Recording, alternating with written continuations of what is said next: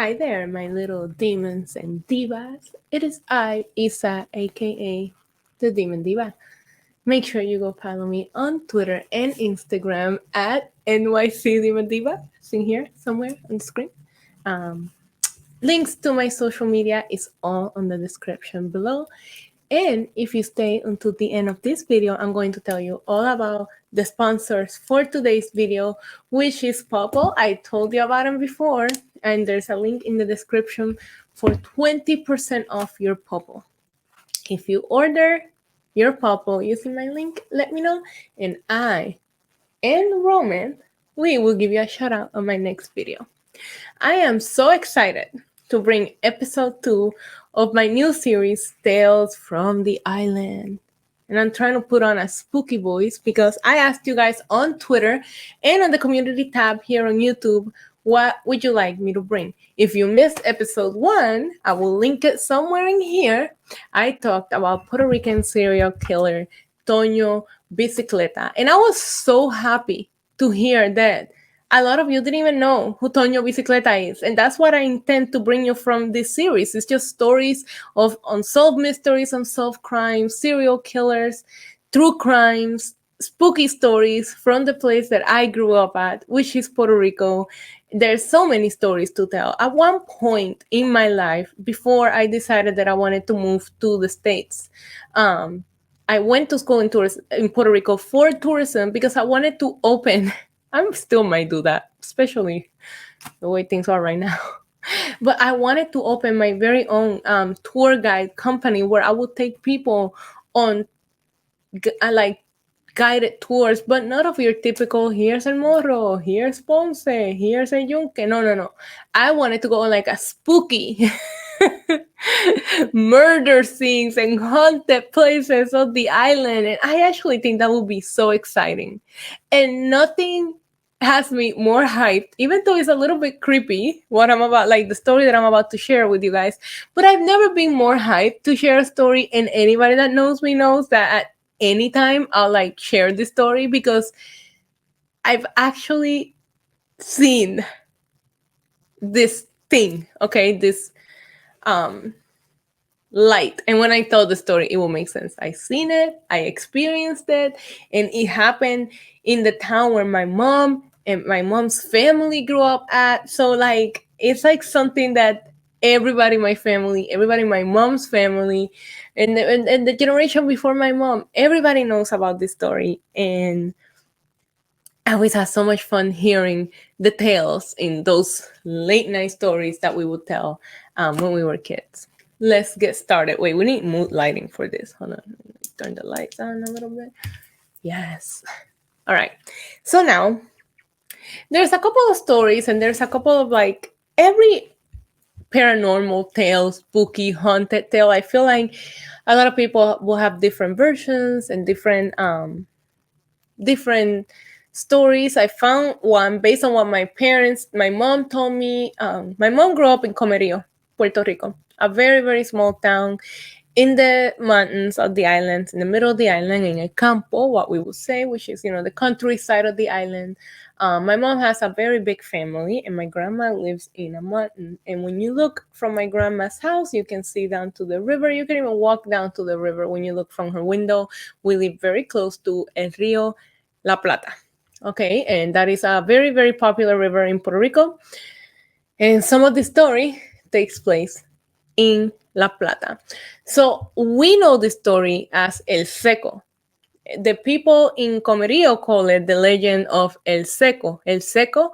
And they even run a marathon, El Maratón del Seco, in Comerío, Puerto Rico. So when I started researching it to tell it for this video, I was shocked to hear it be called El Hacho, because I never heard it be called that. But I'm reading the story after story after story, and that's exactly what it's the same story. They're just tweaking it a little bit, and they call it El Hacho when it had nothing to do with Hacho.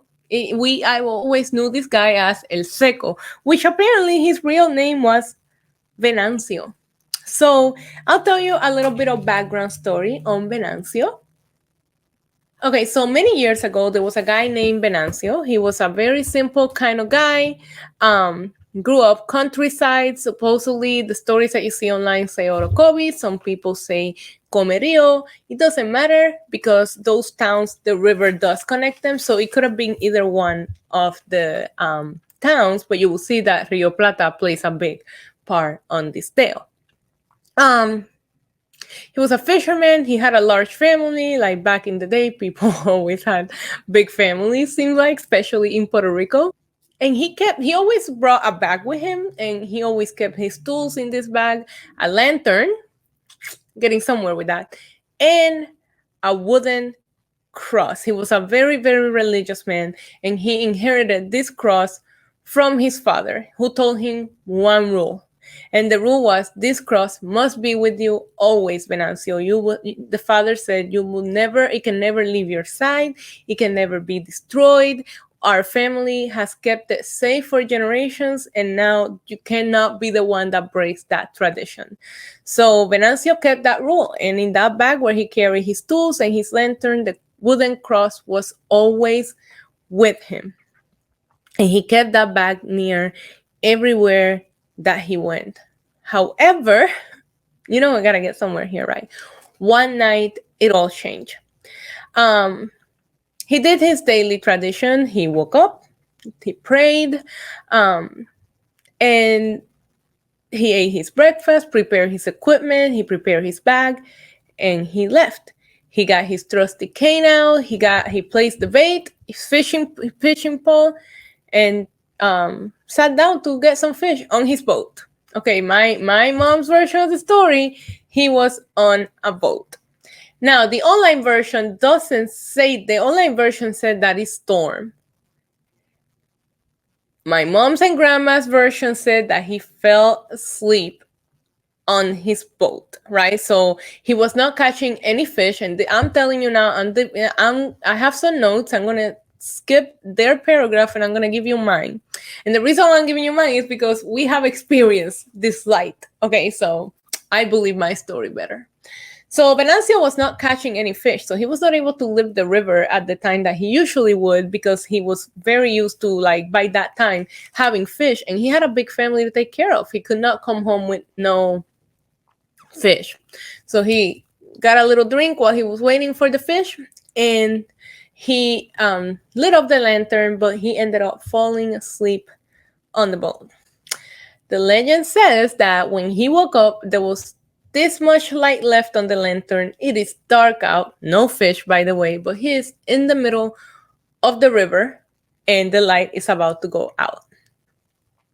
So he had no other choice to be able to get back to shore and go home than to grab the very little fire that he had left, and the only thing that he could light up was his wooden cross. It was going to be the only way for him to safely make it back to shore and back home. So he did what he had to do to survive, to make it through the night, to be able to return home to his family. The legend has it that he prayed, he was very sorry, but he became extremely sick right away. Some people say most of his family will say that the guilt of having to destroy the cross just like completely made him ill. Some people say that he broke a tradition that could have been a curse, and that's why he got ill. Doctors could not explain what was wrong with him, but ultimately Venancio died. Now, this is where, before I tell you the rest of the story, I put two and two together because I decided to call my mom, and I said, Mom, I'm only finding the story under Hacho. You never told me that. And my mom was like, no, Hacho is what the Jibaritos back in the day would call the lantern, the little light that he would light up. So it would make sense why people would know the legend as Hacho, because that's the light. Okay? So unfortunately, Venancio passes away and he has to go. Like I said, he was a very religious man. So the legend has it that he goes up to heaven to face Judgment Day. And the legend has it that he was denied entry into heaven because of the cross. And it is said that he needed to return to Puerto Rico and search for every single ash, like the ashes from the cross. He had to search for every single ash and every single piece of the cross before he will be allowed entry onto heaven. And Some people say that late at night, if you look down in the river or through the mountains, you see a light, and that light is Venancio, el Seco, looking for the ashes of the cross so that he can go to heaven. And that still to this day, he doesn't have every single ash. You might think that I'm crazy, but we have seen this light in Comerío at my grandma's house. And what's really odd about this light, guys, is that so you're looking out the window and then the light will be over here and it shines, but then it's over here and it shines and then it's over here. And, when you're kids, you don't think this paranormal stories that your grandparents tell you. You don't believe that. You think they're full of shit. Let me tell you something about Primo Angel. Okay?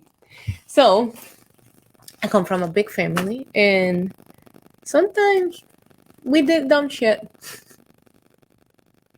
So one night we were talking about a Seco because we saw one light, and they were talking about Seco, and somebody said, "What if we just tell him? Like, what do you think will happen if we told Seco that we have all of his ashes?" Nothing's gonna happen, right? Because it's a fake story. I am not kidding. I am not fucking kidding. Dios mío. Angel yells, "Hey, Seco, I have all your ashes right here." And then, remember, my grandma's house is up in a mountain. The river is down here. The light starts moving from over here down super fast. And then it looks like it's coming up the mountain where we lived. Run inside. Told grandma. Nobody went back outside for the night. Everybody fell asleep praying rosaries for hours until they fell asleep. No door was open. Nobody was allowed back outside until daylight was back on. It was one of the things that me being young made me so attracted to paranormal stories and ghost stories and scary movies, because at first I thought it's just a light. But what are the odds that you tell this light, "Hey, I have all your ashes," and you see the light coming faster and faster and faster towards you? Believe what you might. All that I can tell you is, number one, I have seen the light with my own eyes many times since I was very young until adult age. And number two, that my family have been dumb enough to tease him about having the ashes, and we saw it try to come get his ashes. If I get enough likes in this video, next time I go to Puerto Rico, I'll try it and I'll vlog it. But for real, I remember my uncles, everybody was so afraid of El Seco, and I believe it. I believe the story. And it probably, if I told you the story and I hadn't seen the light, I would probably think you're full of shit. If I hadn't experienced the things that I've experienced with my cousins teasing Seco, I probably will be like, yeah, it's another urban legend of Puerto Rico. But this one, I can sit here and tell you that I've seen it and I experienced it. And whether the backstory that I told you is true or not, it's impossible for that light to do what it does. So there you have it. So what do you guys think? What do you think in the comments? Do you think El Seco is really Venancio looking for the ashes of his cross so he can be allowed in heaven? Do you think that is just some other explanation to this weird light in Puerto Rico? And I should definitely try to vlog this next time I go to Puerto Rico, right? See if I can go live and see if I can capture the light for you guys. My mom still lives in Comerío. You never know. All right, guys. So that is it. Let me know in the comments what you guys think of the legend. How do you guys feel about paranormal stories? Do you believe in haunted stories like that? And until next episode of Tales from the Island, probably one of my favorite things that I do on my channel. Thank you so much for watching it. Adios. Mwah. Oh, no. I'm supposed to tell you about Popl.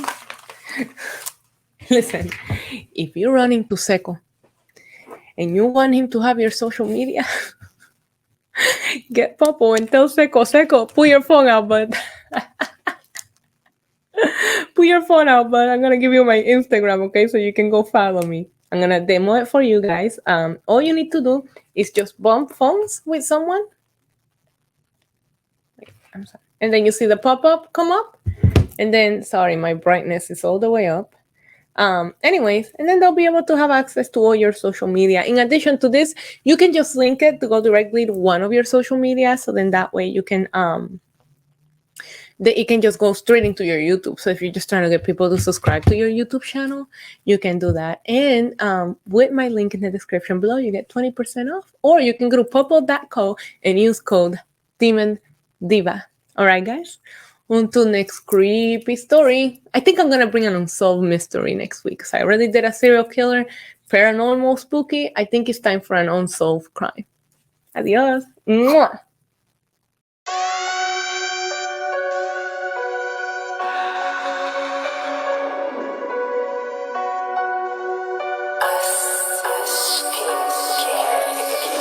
Yeah, demon diva, quite the screamer.